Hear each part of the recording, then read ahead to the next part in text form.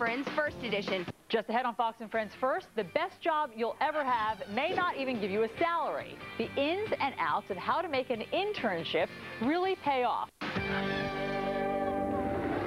right, what's the best way to get ahead in today's competitive job market? I'm constantly asked. Start at the bottom. An unpaid job. Get an internship.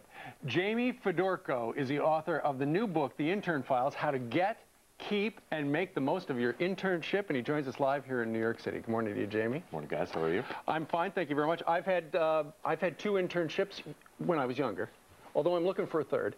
You have had 3. Indeed. And one of the keys is the art of sucking up. The art of sucking up, yes. Well, There's a right way to do it? I think there's easily a wrong way. There's many wrong ways to do it, but I think there has to be a happy medium between being polite and mature and mannered and being ingratiating. And sure. I think there's nothing, employees want to, I think, stray away from the ingratiating intern more than anything, but they want to see someone who's respectful and mature and confident, but you know, confident but not arrogant by any means, I think. Gotcha. All right, now what's the thing? You should or should not start a romance with someone in the office? I would avoid it at all costs. Pre-internship?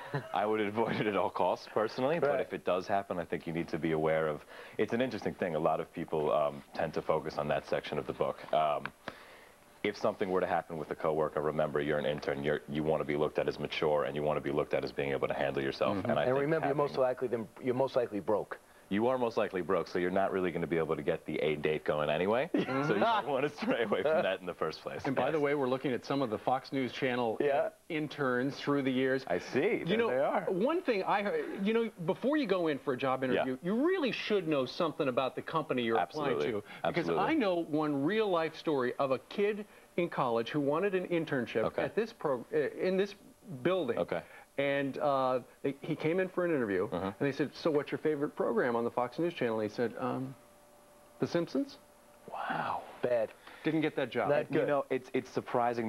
These things actually tend to happen. I mean, you know, now I'm looking for jobs myself, and you look for, you know, things start to come up. You just research the website, you comb the website, but you have to be so saturated with information by the time you get there, and it's incredible, but a lot of kids don't know to do that. You know, it's a lack of experience. How do you do between, you mentioned the sucking up, for example, you want to learn as much as possible, but you don't want to be all over the person, and you also, one of the worst things you could do is say, when's lunch, and this is boring. Absolutely. And you cannot walk away from any nebulous task. Absolutely. Clock watching was a huge thing. I couldn't believe when I was interning, you know, let's say the internship ended at 5 o'clock. That was the time for you to go home.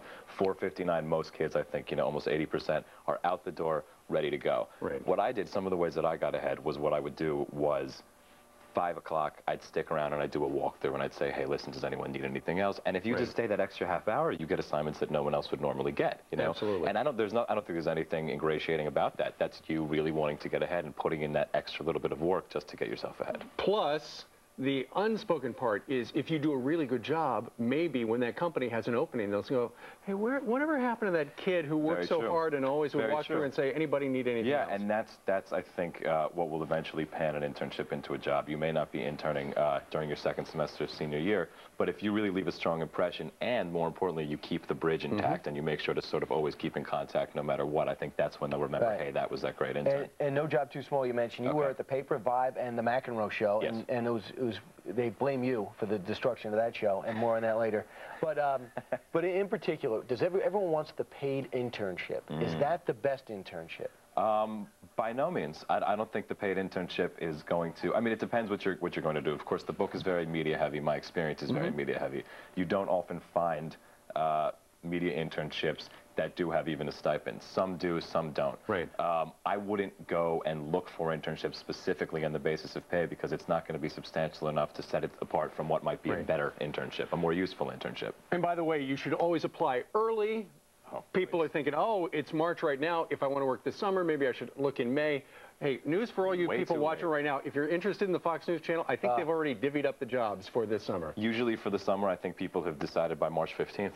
That's usually a deadline. You know, you have to start looking exactly in December and January. That's when you speak and look. There's the book right there. It is called The Intern Files. It's an eye-opener. Jamie Fedorko, we thank you very much for joining us. Good luck to you. Thanks so much for having me. And friends at FoxNews.com if you want to hire Jamie. So, good. We got to get you a job now. Thank you, Brian. All right. That's your next book.